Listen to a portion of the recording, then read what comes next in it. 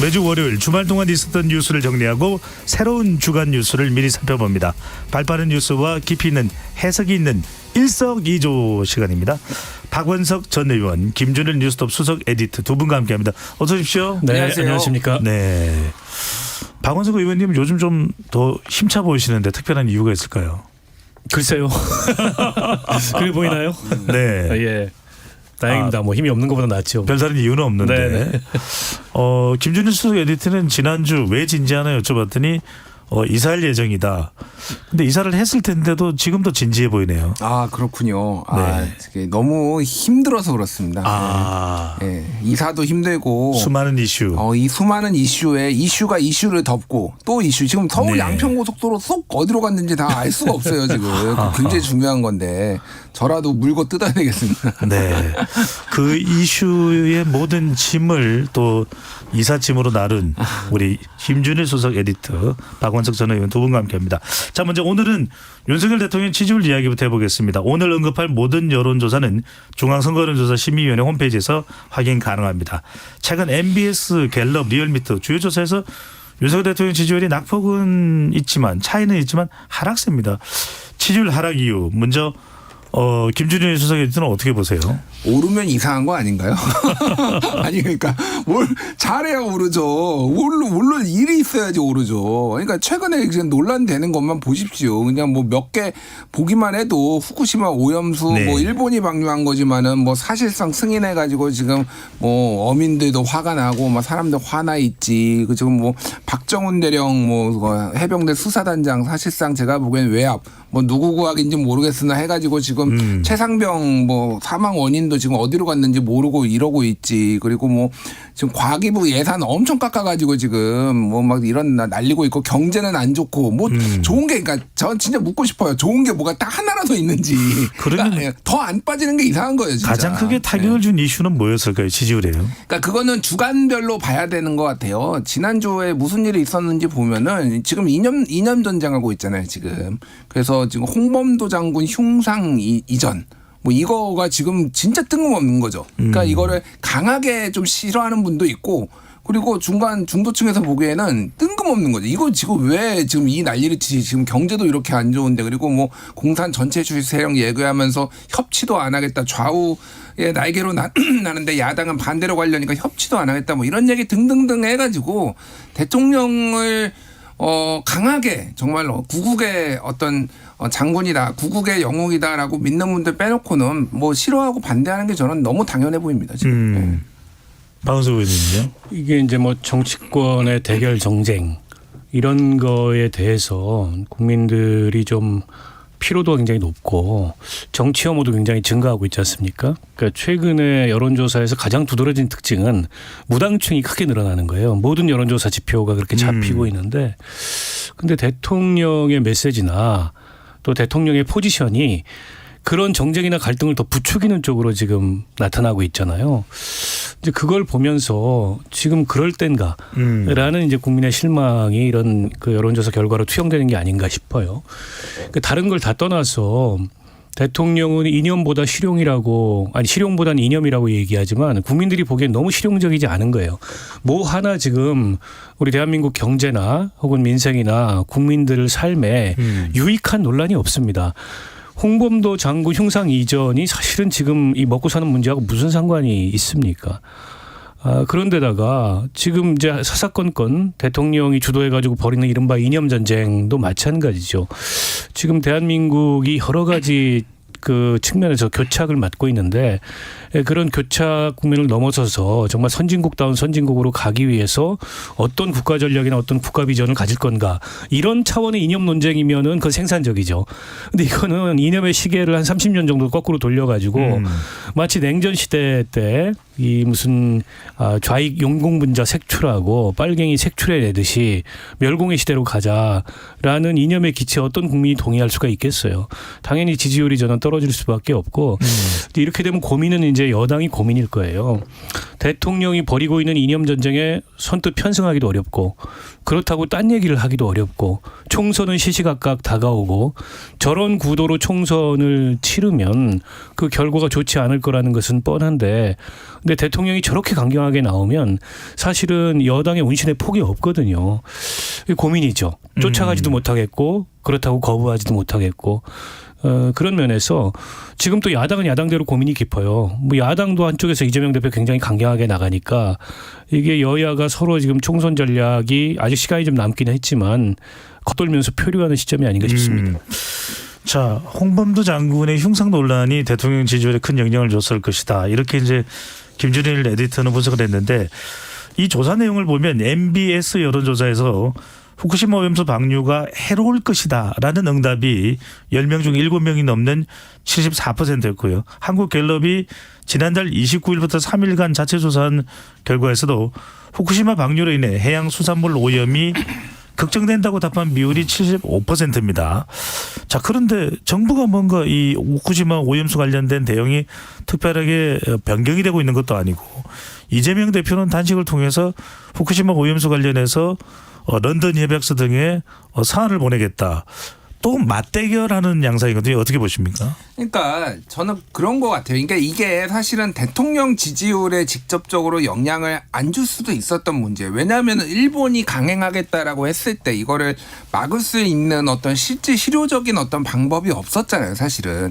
그런데 이게 돌아가는 모양새를 보면은 뭐 일본 언론에서도 막 나오잖아요. 윤석열 정 대통령의 지지가 방류에 가장 큰 힘이 됐다. 뭐 일본 언론이 막 이렇게 보도를 하고 있고 사실상 지지하고 있고 뭐 찬성도 지지도 안 하고 있다라고 정부가 공식적으로 얘기했지만은 반대한다고 얘기 안 하고 있고 후쿠시마 수산물 수입 안 하겠다라고 하는데 원전 처리수 뭐 아니면 원전 오염수는 안전하다고 얘기하고 있고 뭐 이게 앞뒤가 하나도 안 맞고 이게 불안한 거예요. 그러니까 정확하게는 이 정부가 하는 게 믿업지가 못한 겁니다. 그러니까 이게 갤럽 조사를 보면은 갤럽은 이렇게 그 부정평가나 긍정평가의 원인을 이렇게 그때 사안에 대해서 물어봐요. 네. 보면은 후쿠시마 오염수 방류 문제가 21%로 부정평가 1위예요. 지금. 가장 높네요. 예, 그리고 그 다음에 외교가 11%, 경제, 민생, 물가 8%, 독단적, 일방적 7% 이렇게 나왔고요.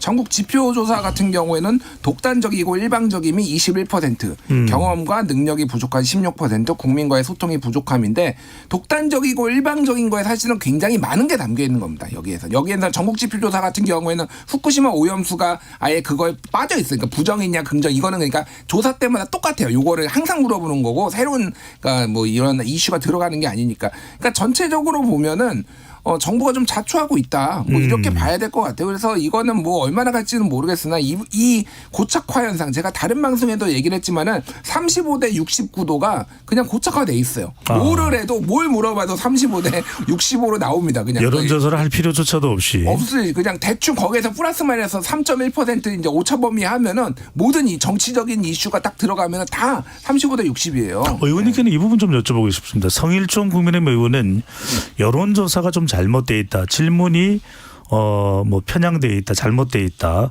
한덕수 국무총리는 오염수 용어가 오염수가 아니라 오염 처리수다. 이렇게 하면은 뭔가 좀 국민들의 인식이 변할 수도 있는 겁니까? 좀 엉뚱한 얘기를 하고 있는 거죠. 그러니까 이게 문제의 본질은 정부가 이게 안전하다. 과학이니까 믿어라. 하지만 국민들은 여전히 불안을 느낀다는 거 아니에요. 그러니까 그거는 그 과학이 아니죠. 일종의 정부가 이제 맹신을 국민들한테 요구를 하는 거고 사실은 후쿠시마 오염수를 두고 안전하다 안전하지 않다라는 과학적 주장들이 전부 사실은 가설이에요. 그게 이제 증명된 게 아닙니다. 근데 그 가설에 허점들이 많다는 지적들이 있는 거지 않습니까? 그러면 이게 이제 과학적 가설 수준에서 정부가 대응을 해야 되는데 마치 무슨 진리인 것처럼 무슨 서울대 원자력 공학과 무슨 카이스트 핵공학자 이런 사람들의 권위를 동원해 가지고 이걸 과학이라고 주장하는 거 그게 정치지 무슨 과학입니까? 근데 이제 국민들은 전혀 거기에 대해서 안심하지 못하고 믿지 못한다는 게 그 여론조사 결과로 나왔는데 비슷한 논리로 또 주장을 하는 거예요. 이거는 오염수가 아니고 처리수야. 알프스를 통해서 한번 처리됐기 때문에 최소한 처리된 오염수야라고 이 개념을 바꾸겠다. 개념을 바뀐다고 국민들의 이런 불신이 바뀝니까? 바뀌지 않습니다. 그런데다가 뭐 일본 정부에서 그걸 굉장히 강조하죠. 처리수라는 거를. 그러니까 또다시 이게 국민 편이 아니고 일본 편 드는 거냐라는 논란을 정부가 자초하는 거예요. 일본에서는 대한민국 정부가 개념을 좀 바꿔줬으면 하는 바람이 전부터 있었죠. 근데 우리는 오염수라는 명칭을 그동안에 공식적으로 정부가 써왔던 거거든요. 이걸 변경하면 이제 또 다른 논란, 그러니까 2라운드 논란이 벌어질 거예요. 또다시 정부는 국민보다 일본을 생각한다. 일부 이제 수산업 종사자들이나 이런 분들이 불안을 조금이라도 그 줄이기 위해서 명칭을 좀 바꿔달라 이런 요구가 있는 건 사실인데 그 해당 업계 요구도 중요하지만 국민 일반이 어떻게 생각하는지가 굉장히 중요하잖아요. 그런 면에서 봤을 때 저는 이것도 이제 긁어부스럼 만드는 결과를 초래할 거라고 보고요. 이런 데 신경 쓰지 말고 실질적인 피해를 어떻게 보상할 건지 그리고 일본에 대해서 훨씬 된 강화된 감시 체계를 어떻게 요구할 건지 또 우리 그 연근해에서 이게 그 바닷물 떠가지고 측정을 하지만 바닷물 떠서 측정하는 것 말고 그 해양 생물에 대해서 이런 각종 방사능 물질 축적이나 이런 여부를 어떻게 추적할 건지 이렇게 국민이 좀 안심할 수 있는 실질적 대책 중심으로 정책적 대안을 정부가 내놔야 되는데 그런 노력도 없이 지금까지 아무 문제가 없었고 앞으로도 아무 문제가 없을 거다라고 주장만 한다 그래서 국민이 그걸 믿을 수 있냐고요. 그런 면에서 저는 너무 무능하다 한마디로 지금 정부가 대응하는 게 이런 생각밖에 안 듭니다. 네, 실질적 대책이 더 중요하다라는 말씀을 또 강조해 주셨습니다. 자, 이번엔 민주당으로 가봅니다. 자, 정부가 그래도 이런저런 악재가 있는 것으로 보이는데 그래서 대통령 지지율은 내려간 것으로 나타나는데 MBS 4개 여론조사기관의 이 조사 결과입니다. 여기서 민주당 지지율은 28%요. 28%가 나왔고 한국갤럽에서는 역대 최저치인 민주당 지지율 27%로 나타났습니다. 자, 이건 어떻게 봐야 될까요? 일단 뭐 자동응답 조사는 높게 나온 조사도 있습니다만 이 일관되게 전화면접 조사에서는 낮은 지지율, 일각에서는 뭐 샤이민주 이야기도 나옵니다만 자, 전화면접 조사만 놓고 봤을 때 지지율이 낮은 이 결과 어떻게 해석을 해야 될까요? 그러니까 아까 전에 그 박원석 의원님이 말씀하셨는데 지금 그 CBS 노컷뉴스가 RM서치에 의뢰해서 지난달 30일부터 사흘간 조사한 결과에는 민주당이 50% 나오거든요. 네. 자, 그러면은 갤럽은 27%. RM서치에서는 50% 더블입니다. 더블. 이게 그러니까 너무 이상하잖아요. 그런데 정말 신기한 게 뭐냐면은 대통령 국정수행 지지율은 RM서치에서는 35.9%거든요. 네. 그리고 아까 전에 얘기했던 갤럽에서는 33%인가요? 별 차이가 없네요. 엠브레임 리퍼블릭 전국 지표조사는 33%. 그러니까 별 차이가 없어요. 그러니까 사실은 여기에서 이런 조사냐 ARS냐 전화면접에 따라서 너를 뛰는 거는 민주당 지지율이에요. 그렇네요. 예, 예. 그러니까 여기에는 얼마나 무당층이나 중도층이 들어갔느냐 안 들어갔느냐 이제 이거를 보면 될 것 같은데 일반적으로 전화 면접 조사에서는 매정하게 끊지는 못하니까 정치 고관여층뿐만 아니라 한 중관여층도 응답을 열심히 좀 해주는 경향성이 있고 그리고 저 이제 ARS는 내가 진짜로 내가 이 말은 해야 되겠다라고 생각하시는 분들만 하고 있고 뭐 이렇게 보면 될 것 같습니다. 그러니까 여기에서 알 수 있는 거는 이거를 샤이진보라고 하면 안 돼요. 좀 거칠게 얘기하면은 쪽팔림 진보입니다. 예. 쪽팔림 진보. 진보가 쪽팔려서 지금 하는 거 보면 민주당이 쪽팔려서 더 이상 민주당 지지하지 못하겠다라는 사람이 굉장히 많다라는 거예요. 민주당 하는 꼬락서니가 나는 이 꼴 못 보겠다라고 하는 분이 굉장히 많다. 정부를 반대하지만은 그러니까 민주당이 바뀌는 게 굉장히 중요하다라는 거를 요 지표로서 좀 추론할 수가 있는 거죠. 그러니까. 예. 네. 뭐 지지율 관련해서는 박원석 의원님도 하실 말씀 많을 텐데 우리가 오늘 중요 주제가 있어서요. 지지율 이야기는 여기까지로 하고 해병대로 가봅니다. 자, 지난주에 우리가 다루면서 해병대 최상병 사망 사건 관련해서 박정훈 전 수사단장에게 구속영장 실질심사가 있었고 영장은 기각됐습니다. 그리고 또 나오는 이야기가 또 대통령실의 안보실 2차장과 국방비서관이 교체될 수도 있다. 이런 일련의 이 내용들 맥락을 보면은 어떤 의미를 읽을 수가 있을까요? 교체될 수도 있다가 아니고 교체되는 게 확정된 거죠. 확정된 겁니까? 이미 후임자까지 결정이 특히 이제 안보실 2차장 같은 경우에는 됐고요. 네. 그 두 사람의 공통점이 이번이 이제 최상병 사망 관련된 그 해병대 수사단의 이 수사 외압을 둘러싼 논란에 등장한다는 겁니다. 그 두 사람 다. 그러니까 8월 2일 날 이첩 보류 지시에도 불구하고 이첩을 했잖아요. 이첩하고 나서 이제 갑자기 국가안보실이 난리가 났다는 거예요. 국가안보실에서 그 좀 보자. 수사 결과 좀. 수사 결과를 보여줄 수는 없다. 당신들이 무슨 상관이냐. 그러니까 언론에 브리핑 자료라도 보자. 이렇게 안보실이 총동원돼 가지고 갑자기 호들갑을 떨기 시작했고 안보실 2차장 같은 경우에는 어디 외유 중에 귀국길에 해병대 사령관한테 전화해가지고 자초지종을 따져 묻는 이제 이런 일이 벌어졌는데 뭐 아무리 상식적으로 이해하려고 해도 이해가 안 된다. 왜냐하면 그 수사 개선상에 국가안보실은 전혀 관련이 없거든요. 근데 왜 그 관련이 없는 국가안보실이 이렇게 등장을 해가지고 이 문제의 당사자로 등장을 하는지 그 점에 비추어 봤을 때 이거는 뭔가 안보실이 나서지 않으면 안 될 상황이 벌어진 거고 그 상황은 추후에 이 박대령 진술로 확인이 됐지만은 VIP가 한마디 했다는 거 아닙니까? 그렇게 수사하면 되냐? 해병대 사령관 그 처벌하면 되냐? 결국 그 한마디에서 이 모든 일이 벌어진 거 아니냐라는 거를 추론하게 아직까지는 그 대통령 발언 여부는 의혹인가요? 아니면 당사자들은 분명히 그렇게 해병대 사령관한테 들었고 또 그걸 박대령이 본인과 같이 함께 해병대 수사대에 있는 다른 수사관들한테도 얘기했고 그래서 보강 수사까지 했고 그렇게 했다는 게 이번에 구속영장에 다 적시가 돼 있기 때문에 이거는 근거가 있는 얘기다라는 게 이제 박대령 변호인의 주장이고 영장이 사실은 기각될 가능성이 지극히 낮다고 봤죠. 왜냐하면 군사법원이기 때문에 군은 어쨌든 이 뭐 항명 이런 명령해 주고 명령에 사는 조직인데 상명하복이니까요. 죄가 항명죄인데 이게 과연 영장이 기각되겠냐. 근데 기각이 됐어요. 굉장히 이례적인 거죠. 일단 증거인멸의 가능성이 없다고 본 것 같고 또 한 가지는 범죄 혐의가 잘 소명이 안 된다. 그 영장실질심사에서 그 군 판사가 그런 질문을 했다 그래요. 군 검찰한테 항명을 통해서 얻을 이득이 뭐냐.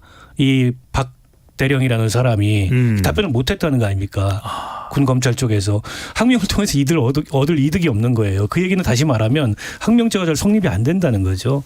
그런 면에서 봤을 때 굉장히 이례적 결과인데 군사법원이 보기에도 말이 안 되는 그런 영장 청구를 했기 때문에 영장이 기각됐다라고밖에 평가할 수가 없습니다. 네, 김준일 수석 에디터는 전반적으로 지금 해병대 박정훈 전 수사단장과 관련된 부분 예상과 다르게 구속영장은 기각이 됐고 또 도리어 오히려 대통령실의 인사가 나온다는 이야기가 이제 확정적으로 들리고 어떻게 봐야 될까요?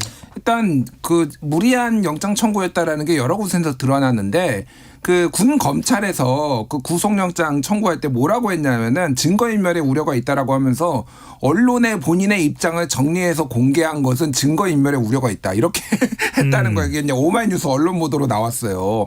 그러니까 증거인멸이라는 게 뭘 없애야지 인멸인데 그거를 언론에 공개를 했는데 이게 어떻게 증거인멸의 증거가 됩니까? 그러니까 법원이 보기에도 군법원이 보기에도 말이 안 되는 거예요. 그러니까 이상한 이제 해괴한 논리를 막 갖다 쓰니까 이제 된 거고 지금 중요한 게 해병대 사령관이 이게 지금 저기 박정훈 대령 측 변호사가 얘기하는 그거잖아요.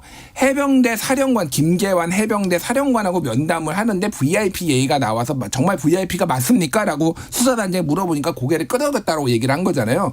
지금 김계환 해병대 사령관은 언론사상이나 공식서상에서 요 얘기에 대해서 한마디도 안 했어요 지금. 그러니까 다 이게 전원이거든요. 사실은 그러면 이거를 진실을 밝히려면은 국회에서 불러서 해병대 사령관을 물어봐야 돼요. 그렇게 얘기한 거 맞느냐 아니냐. 뭐 이게 최소한 이런 사실관계 확인 과정이 좀 있어야 된다라는 그런 생각이 들고 그리고 뭐 지금 정황상으로 봤을 때 지금 국가안보실 2차장하고 국방비서관이 지금 정부에 따르면은 한미의 안보가 지금 역대 최고인데 갑자기 뜬금없이 이제 교체가 됐다라는 거잖아요.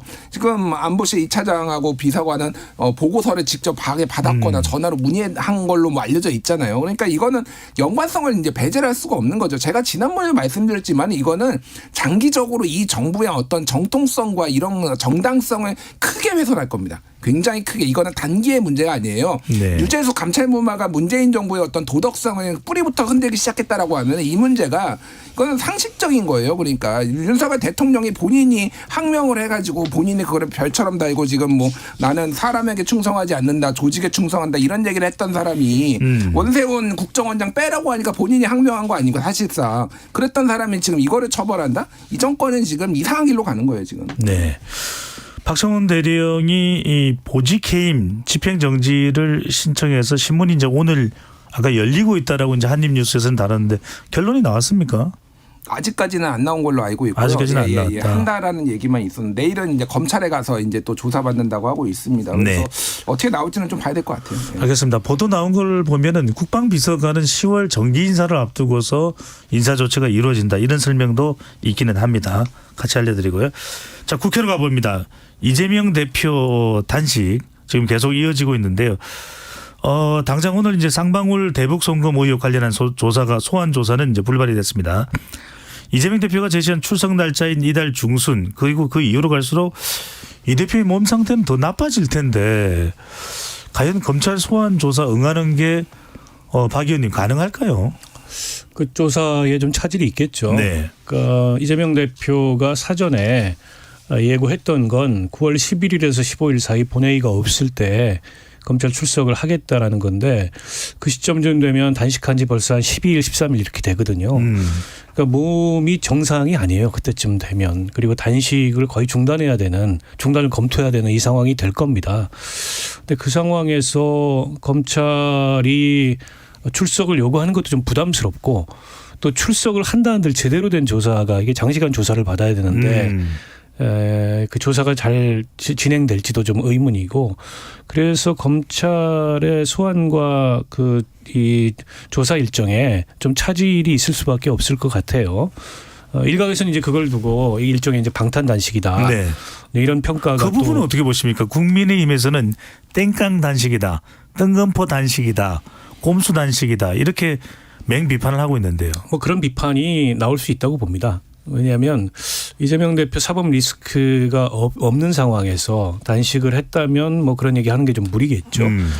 근데 검찰 소환 수사와 영장 청구를 앞두고 지금 이제 단식을 채택했기 때문에 당연히 여당 내에서는 그런 비판이 나올 수밖에 없고 또 이게 이제 정기국회가 회기에 들어갔는데 국회에 가장 많은 의석을 가진 제1당의 대표가 대통령이나 여당을 견제한다고 하더라도 그 수단이 과연 단식이어야 되느냐. 국정감사, 법률 예산 이런 제도적 수단을 통해서 뭔가 실질을 기하는 게 더 맞는 거 아니냐. 이재명 대표가 내건 요구사항을 보면 요구사항들이 커요. 그리고 그런 요구사항을 뭐 윤석열 대통령이 지금까지의 태도로 미루어 봤을 때 이 수용할 리가 만무하고 뭐 거의 눈 하나 깜짝하지 않는 이런 태도일 텐데 그러면 이제 출구가 잘 안 보이죠. 그 출구는 결국은 뭐 쓰러지는 방법밖에 없는데 네. 상당히 장기화될 거고 민주당 내부로서는 이게 지지층은 결집하는데 확장성이 있는 단식은 아니에요. 비판도 많기 때문에 그런데다가 이제 당 내가 굉장히 복잡할 겁니다. 검찰이 여기다가 이제 이 구속영장을 청구하고 체포영장까지 국회에 던지면 가결이냐 부결이냐 단식하는 사람 앞에서 이럴 수 있냐 이런 상황에서는 이런 등등을 둘러싸고 굉장히 당 내부가 복잡해질 거예요. 그런 면에서 고민이 많을 수밖에 없죠. 친명이 됐든 비명이 됐든. 네.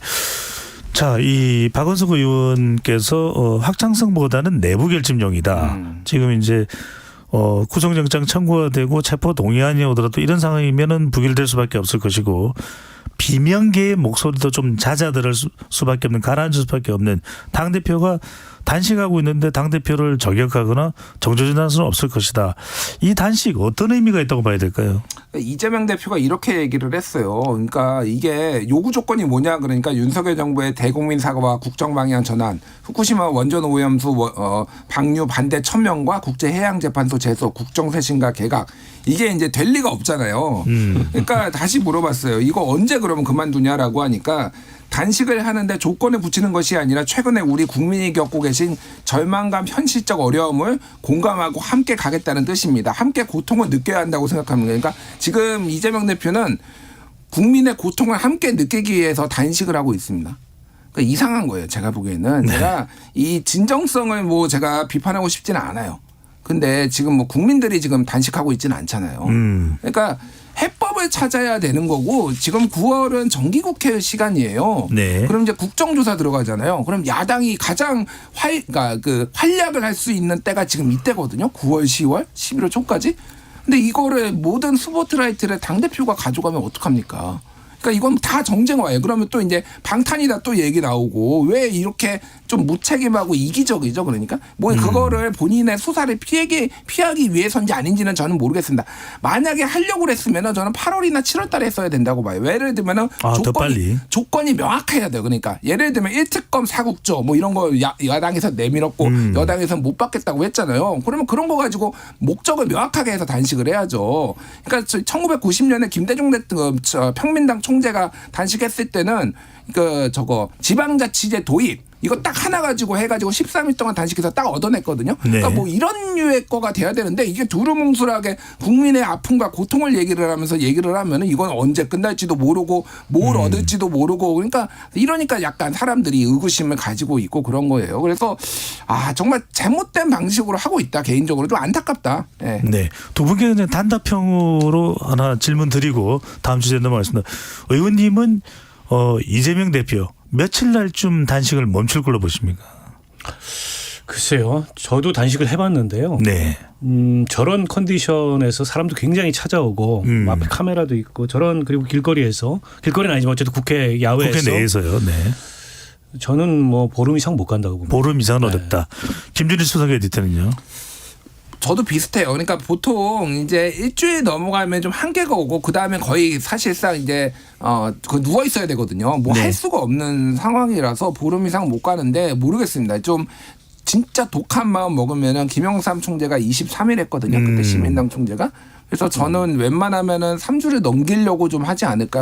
기록을. 네. 아니 굉장히 건강을 많이 해야 하기 때문에 그렇게까지 안 가는 게 좋아요. 네. 단식도 해보셨군요. 박 의원께서도요. 했죠. 뭐 2주도 해보고 열흘도 해보고. 다시 보이네요. 자, 그제 2일입니다. 토요일이었죠. 여의도 국회 앞에서는 고인이 된 교사들을 추모하는 집회가 열렸습니다. 20만 명 가까이 참석했다고 하는 주최 측 추산인데요.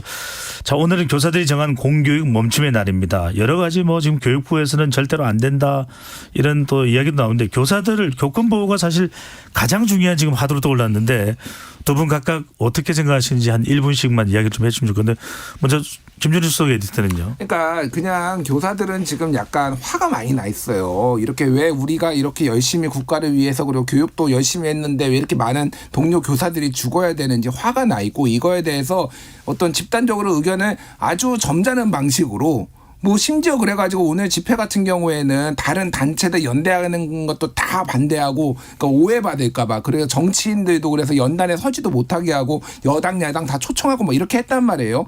그러면 이거를 달랠 줄 알아야죠. 그러니까 대책도 내놔야 되지만은 기본적으로 너희들의 고통을 알겠다라고 이게 정부가 할 일 아닙니까? 근데 계속 뭐 무슨 불순분자 취급하고 이러면은 이게 그러니까 나라가 되겠냐고요. 그러니까 다 좀 이런 것까지 조금 갈라치게 하지 말고 조금 들어라. 이렇게 아픔을 호소하는 사람이 있으면은 정부는 무슨 대단한 대책을 원하는 뭐 대책도 이제 후속적으로 나오지만은 좀 듣고서 조금 이들이 왜 화가 나 있는지 왜 아파하는지 분노하는지를 좀 얘기를 들었으면 좋겠습니다. 마음의 상처를 읽었으면 좋겠다는 말씀이고 박 의원님께서는요. 어제 집회에 대해서 대통령이 뭔가 좀 귀 기울이겠다 이런 메시지를 냈어요. 네. 그래서 교육부를 중심으로 엄단, 처벌, 뭐 엄벌 이런 얘기 사라질 겁니다. 그 얘기가 나왔기 때문에 네. 근데 중요한 거는 제도적 대책을 빨리 여야가 합의해서 내놓는 거고요. 그게 단지 이제 법으로만이 아니고 실제 학교 현장에서 구체적인 어떤 지침이나 가이드라인을 가지고 이게 구현이 돼야 되는데 시간이 좀 걸릴 거예요. 그렇다 하더라도 빠른 대책이 필요합니다. 이게 서희초 선생님 극단적 선택한 이후에 3분이나 더 최근 들어서 일어났고 이렇게 되면 심리적으로 확산돼요. 그게 굉장히 무서운 거거든요.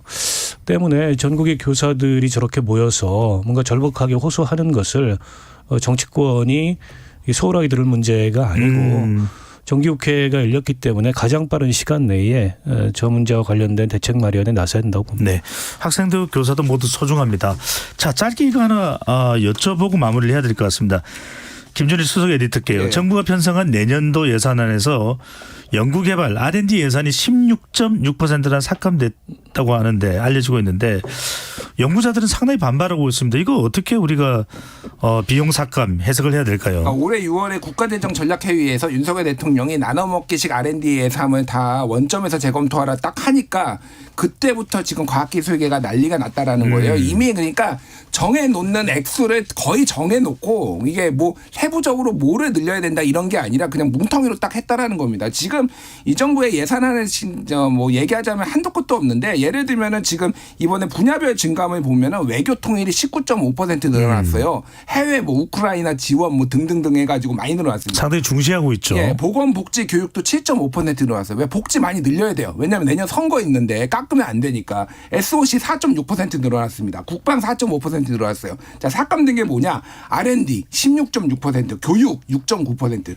그러니까 이게 뭐냐면은 장기적으로 국가가 경쟁력을 가져야 되는 부분은 당장 티 안 난다고 다 삭감해 버렸습니다. 지금 그러면서 부자 감세하고 있고 지금 세수 전반기에만 40조 펑크 나고 지금 나라가 어디로 갑니까? 우리는 1988년 이후에 도입한 이후에 처음으로 슈퍼컴퓨터가 전기료 3억 원이 없어서 지금 반만 가동했어요. 절반이 멈췄습니다. 지금 과학자들이 지금 분노가 지금 철철 끌어 넘치고 있어요. 이게 맞는 방향인가요? 이런 식으로 막 함부로 다 뭐 카르텔이 이권 카르텔이 하면서 소부장 다 없애버리고 지금 뭐 이런 식으로 하면은 나라 경제가 그러니까 전략이 미래가 절단납니다. 조금 심지어는 본인들이 집중적으로 하겠다고 하는 뭐 양자 무슨 뭐 이런 것까지 다 삭감했더라고요. 그러니까 조금 재검토를 좀 할 필요가 있고 야당이 이런 거 가지고 싸워야 돼요. 왜 야당은 왜 이 엉뚱한 데서 지금 싸우고 있습니까? 알겠습니다. 네.